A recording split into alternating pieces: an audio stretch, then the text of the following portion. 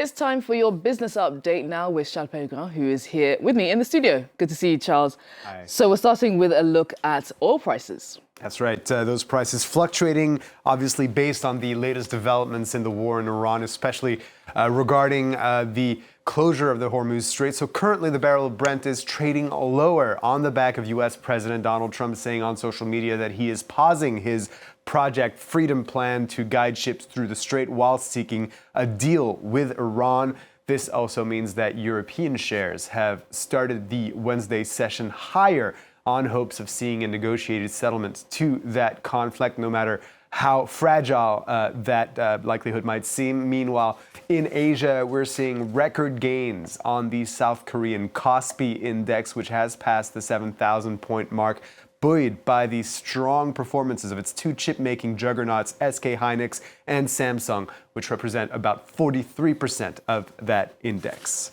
Well, Charles, Samsung Electronics has now joined the trillion-dollar club. The South Korean conglomerate has now officially passed that threshold, joining a select group of about a dozen global companies like Nvidia, Apple, or Tesla. Its shares trading close to 15%, close to the close on the day, breaking a new record for the firm, which has seen its shares increase over 2,000% over the past 20 years. And just over the course of the past year, well, Samsung Electronics has seen the value of its stock increase almost fourfold, 400%. And all of that success can be tracked to the boom in artificial intelligence. So, Charles, how has Samsung benefited from that boom? Well, the company is the world's largest maker of memory chips. Those are chips that are designed to store data and which help the very powerful AI computing systems to process that data. And as you might expect, demand for those chips has boomed. In the first quarter of the year, the company broke its record for its quarterly operating profit, reaching 57 trillion won. It's about 33 billion euros. And revenue also broke records at 133 trillion won. The large majority of that profit came from Samsung's semiconductor division, its chip business, which raked in 53 trillion won. And to give you an idea of the scale of their financial growth, those profits on that single quarter are worth more than the entire profits made in all of 2025. And Charles, that cycle is set to continue now, isn't it? Well, Samsung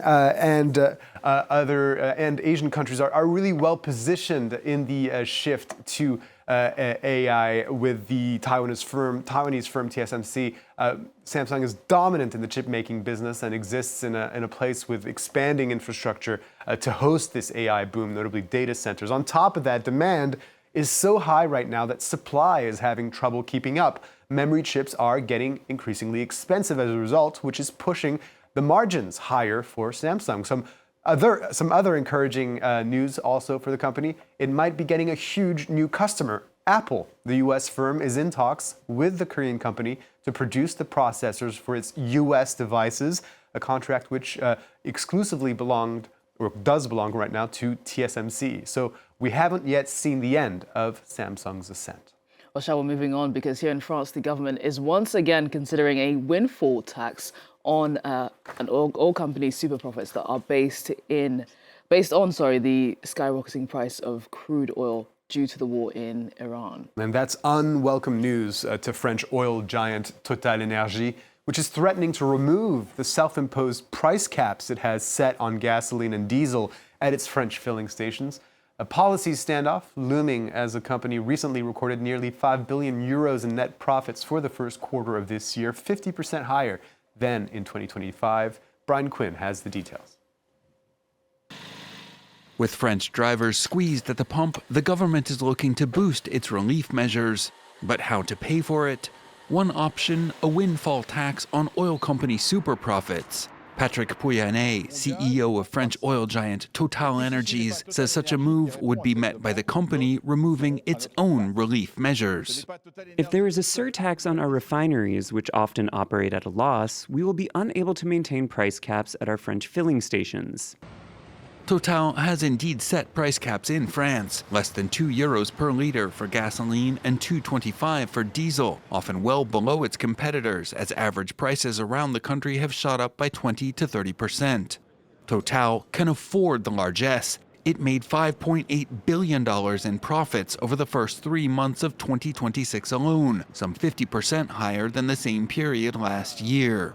With calls mounting for a windfall tax, the Macron administration is warning against what it calls Total bashing. French people just want to see prices at the pump go down without lies, false promises, or demagoguery. Total's claim that its French refineries operate at a loss masks a reality in which the multinational firm funnels profits through foreign subsidiaries in order to book those profits in the lowest tax regimes possible. Economists point out that in 2024, its French business booked a $227 million loss, vastly reducing its tax bill in the country where the corporate rate is 25%.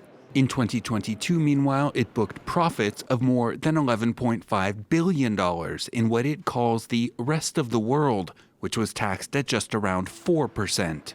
Pouyanné says Total's success is nothing to apologize for. But as the energy crisis rolls on, the standoff is likely far from over. Charles, thank you so much for that business update. Our business editor there, Charles Pellegrin,